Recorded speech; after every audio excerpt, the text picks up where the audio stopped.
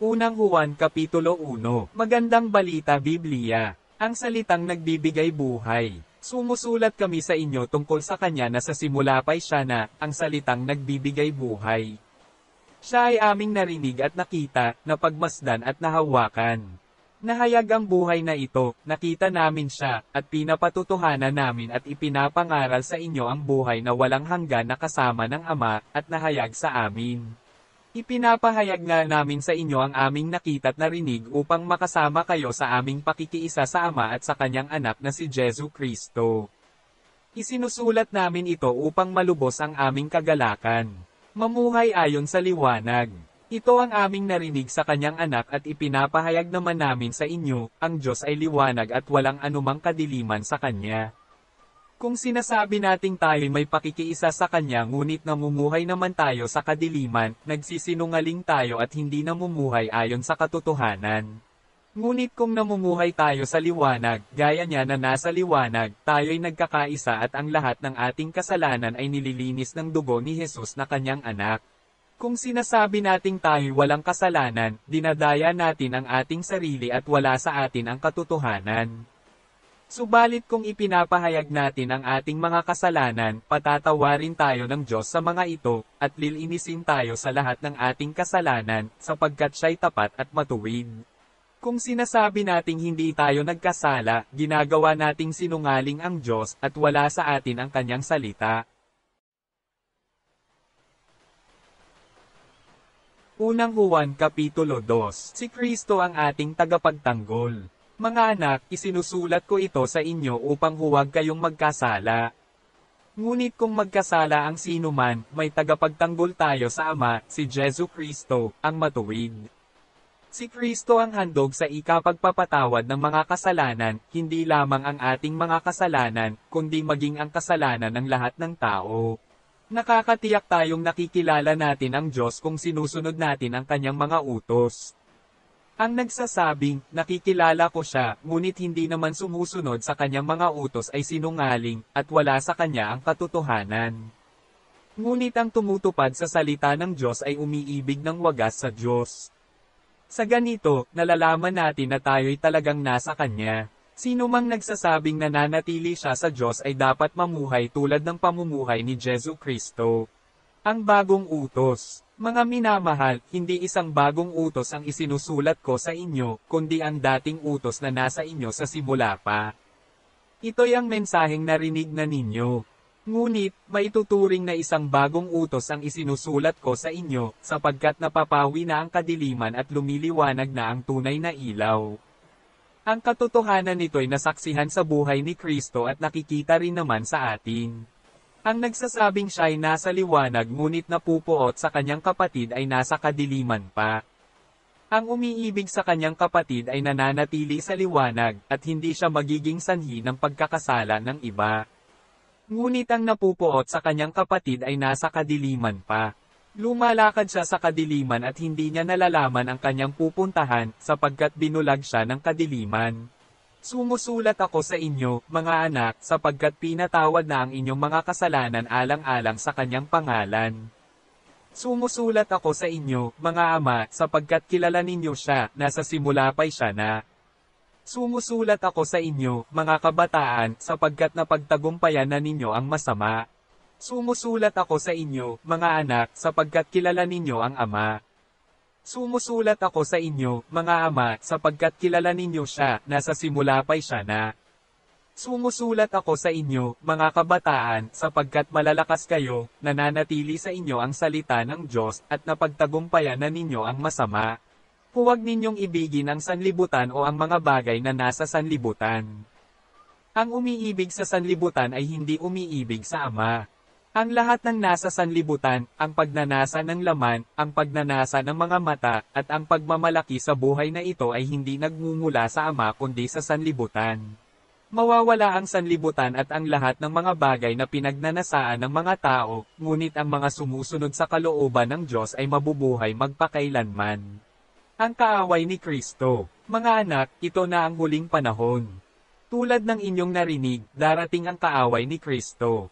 Ngayon nga'y marami nang lumilitaw na mga kaaway ni Kristo, kaya't alam nating malapit na ang wakas.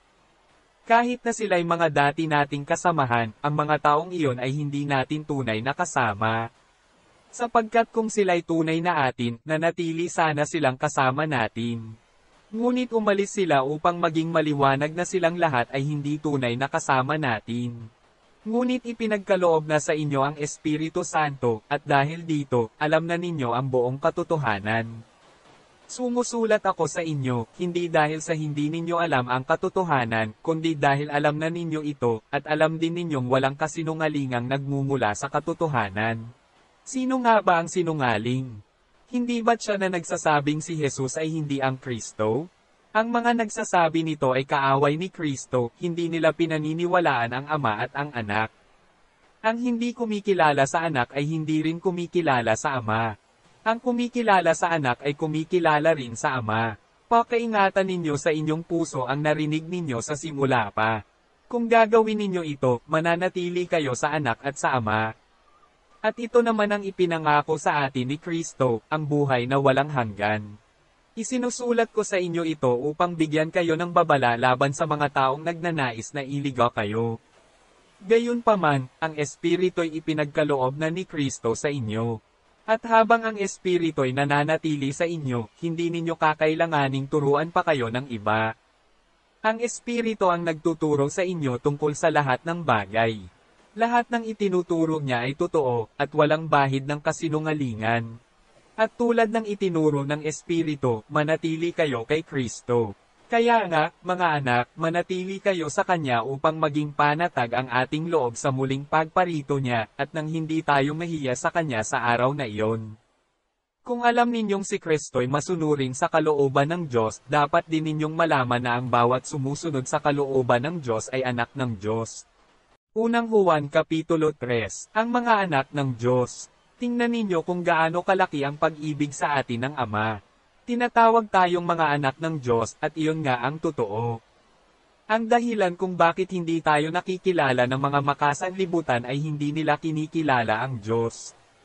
Mga minamahal, mga anak na tayo ng Diyos ngayon, ngunit hindi pa nahahayag ang magiging kalagayan natin.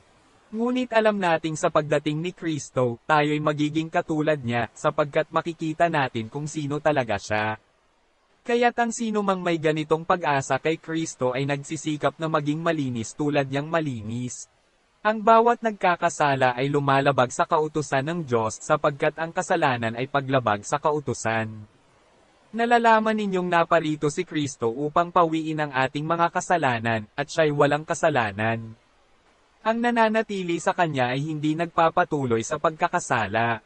Ang sino mang nagpapatuloy sa pagkakasala ay hindi nakakita ni nakakilala man sa Kanya. Mga anak, huwag kayong pilan lang kan inuman. Ang sino mang gumagawa ng matuwid ay matuwid tulad ni Kristo. Ang nagpapatuloy sa pagkakasala ay kampa ng dyablo, sapagkat sa simula pa'y nagkakasala na ang dyablo. Kaya't naparito ang anak ng Diyos upang wasakin ang mga gawa ng dyablo. Ang mga anak ng Diyos ay hindi nagpapatuloy sa pagkakasala, sapagkat nananatili sa kanila ang binhing mula sa Diyos. At dahil ang Diyos ang Ama nila, hindi sila maaaring magpatuloy sa pagkakasala. Dito natin makikilala kung sino ang mga anak ng Diyos at kung sino ang mga anak ng dyablo, ang sino mang hindi gumagawa ng ayon sa kalooban ng Diyos at hindi umiibig sa kanyang kapatid ay hindi anak ng Diyos. Magmahalan tayo. Ito ang mensaheng narinig na ninyo sa simula pa, magmahalan tayo. Huwag tayong tumulad kay Cain na kampa ng dyablo. Pinaslang niya ang kanyang kapatid. Bakit? Sapagkat masama ang kanyang mga gawa, ngunit matuwid ang mga gawa ng kanyang kapatid. Kaya, mga kapatid, huwag kayong magtaka kung kinapopootan kayo ng sanlibutan. Nalalaman nating lumipat na tayo sa buhay mula sa kamatayan, sapagkat iniibig natin ang mga kapatid. Ang hindi umiibig ay nananatili sa kamatayan. Mamamatay tao ang napupuot sa kanyang kapatid, at nalalaman ninyong ang buhay na walang hanggan ay wala sa mamamatay tao. Dito natin nalalaman ang pag-ibig, inialay ni Kristo ang kanyang buhay para sa atin. Kaya't dapat din nating ialay ang ating buhay para sa mga kapatid. Kapag nakita ng isang may kaya sa buhay ang kanyang kapatid na nangangailangan, at pinagkaaitan niya ito ng tulong, masasabi bang siya'y umiibig sa Diyos? Mga anak, huwag tayong magmahal sa pamamagitan ng salita lamang, kundi patunayan natin ito sa pamamagitan ng gawa. Panatag na kalooban at pananatili sa Diyos. Dito nga natin matitiyak na tayo'y nasa panig ng katotohanan, at matatahimik ang ating budi sa harapan ng Diyos sakaling mang tayo'y usigin nito. Sapagkat ang Diyos ay higit sa ating budi, at alam niya ang lahat ng bagay. Mga minamahal, kung hindi tayo inuusig ng ating budi, makakalapit tayo sa Diyos na panatag ang ating kalooban. Tinatanggap natin ang anumang ating hilingin sa Kanya dahil sinusunod natin ang Kanyang mga utos at ginagawa ang nakalulugod sa Kanya. Ito ang Kanyang utos, sumampalataya tayo sa Kanyang anak na si Jesu Kristo, at magmahalan tayo gaya ng iniutos ni Kristo sa atin. Ang sumusunod sa mga utos ng Diyos ay nananatili sa Diyos, at nananatili naman sa Kanya ang Diyos. At nalalaman nating nananatili siya sa atin sa pamamagitan ng Espiritong ipinagkaloob niya sa atin. Unang Juan Kapitulo 4. Makikilala ang Espiritong mula sa Diyos. Mga minamahal, huwag ninyong paniwalaan ang bawat nagsasabing nasa kanila ang Espiritu. Sa halip, subukin ninyo sila upang malaman kung talagang mula sa Diyos ang Espiritong nasa kanila, sapagkat marami ng huwad na propeta sa mundong ito. Ito ang palatandaan na ang Espiritu ng Diyos nga ang nasa kanila, kung ipinapahayag nila na si Jesu Kristo ay dumating bilang tao. Kung hindi gayon ang kanilang ipinapahayag tungkol kay Jesus, hindi mula sa Diyos ang Espiritong nasa kanila. Ang Espiritu ng kaaway ni Kristo ang nasa kanila. Narinig na ninyong ito'y darating at ngayon nga'y nasa sanlibutan na. Mga anak, kayo nga'y sa Diyos at napagtagumpayan na ninyo ang mga huwad na propeta, sapagkat ang Espiritong nasa inyo ay mas makapangyarihan kaysa Espiritong nasa mga makasanlibutan. Sila'y makasanlibutan, kaya't mula rin sa sanlibutan ang itinuturo nila, at nakikinig sa kanila ang mga makasanlibutan. Ngunit tayo'y sa Diyos. Ang sino mang kumikilala sa Diyos ay nakikinig sa atin, ngunit hindi nakikinig sa atin ang sino mang hindi sa Diyos. Sa ganito nga natin nakikilala ang Espiritu ng katotohanan at ang Espiritu ng kasinungalingan. Ang Diyos ay pag-ibig. Mga minamahal, mag-ibigan tayo sapagkat mula sa Diyos ang pag-ibig. Ang bawat umiibig ay anak ng Diyos at kumikilala sa Diyos. Ang hindi umiibig ay hindi kumikilala sa Diyos sapagkat ang Diyos ay pag-ibig. Inihayag ng Diyos ang kanyang pag-ibig sa atin nang isugo niya sa mundo ang kanyang kaisa-isang anak upang magkaroon tayo ng buhay sa pamamagitan niya. Ito ang pag-ibig, hindi sa inibig natin ang Diyos, kundi tayo ang inibig niya at isinugo niya ang kanyang anak upang maging handog para mapatawad ang ating mga kasalanan. Mga minamahal, kung ganoon kadakila ang pag-ibig ng Diyos sa atin, dapat din tayong magmahalan. Kailan may wala pang taong nakakita sa Diyos, ngunit kung tayo'y nagmamahalan, nasa atin ang Diyos at nagiging ganap sa atin ang kanyang pag-ibig. Nalalaman nating nananatili tayo sa Diyos at siya naman sa atin, sapagkat pinagkalooban niya tayo ng kanyang Espiritu. Nakita namin at pinapatutuhanang isinugo ng Ama ang kanyang anak upang iligtas ang sanlibutan. Ang nagpapahayag na si Jesus ang anak ng Diyos ay nananatili sa Diyos, at ang Diyos na may nananatili sa Kanya. Nalalaman nating tayo'y iniibig ng Diyos at lubos tayong nananalig sa katotohanan ito. Ang Diyos ay pag-ibig. Ang nagpapatuloy sa pag-ibig ay nananatili sa Diyos, at ang Diyos ay nananatili naman sa Kanya. Ang pag-ibig ay nagiging ganap sa atin kaya't panatag ang ating kalooban para sa araw ng paghuhukom, sapagkat tayo'y tulad ni Kristo, kahit nasa daigdig pang ito. Walang kasamang takot ang pag-ibig at pinapawi ng ganap na pag-ibig ang anumang takot. Hindi pa ganap ang pag-ibig ng sino mang natatakot sapagkat ang takot ay kaugnay ng parusa. Tayo'y umiibig sapagkat ang Diyos ang unang umibig sa atin. Ang nagsasabing, iniibig ko ang Diyos, subalit napupuot naman sa kanyang kapatid ay sinungaling. Kung ang kapatid na kanyang nakikita ay hindi niya magawang ibigin, paano niya may ibig ang Diyos na hindi niya nakikita? Ito ang utos na ibinigay sa atin ni Kristo, ang umiibig sa Diyos ay dapat ding umibig sa kanyang mga kapatid. Unang Juan Kapitulo 5. Napagtagumpayan natin ang sanlibutan. Ang bawat sumasampalataya na si Jesus ang siyang Kristo ay anak ng Diyos. At ang sino mang umiibig sa Ama ay umiibig din sa anak. Ito ang palatandaang iniibig natin ang mga anak ng Diyos, kung iniibig natin ang Diyos at tinutupad ang kanyang mga utos, sapagkat ang tunay na pag-ibig sa Diyos ay ang pagtupad sa kanyang mga utos. Hindi naman napakahirap sundin ang kanyang mga utos, sapagkat napapagtagumpayan ng mga anak ng Diyos ang sanlibutan, at nagtatagumpay tayo sa pamamagitan ng pananampalataya. Sino ang nagtatagumpay laban sa sanlibutan? Ang sumasampalataya na si Jesus ang anak ng Diyos. Ang patotoo tungkol kay Jesu Kristo. Si Jesu Kristo ang naparito sa pamamagitan ng tubig at ng dugo.